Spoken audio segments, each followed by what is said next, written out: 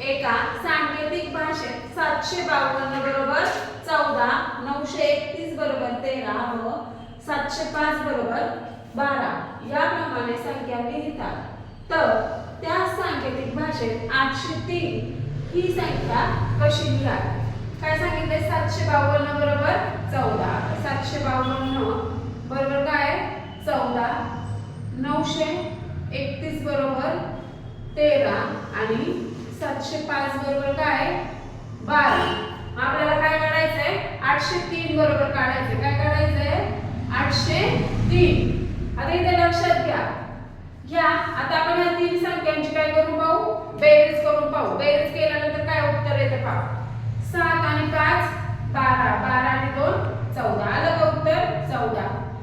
इथं पण याची परत बेरीज करू. 9 आणि 3 12, 12 आणि 1 13. बरोबर. याची पण बेरीज काय ती 13.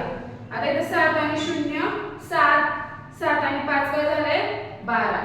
बरोबर. म्हणजे इथं ह्या तीन संख्या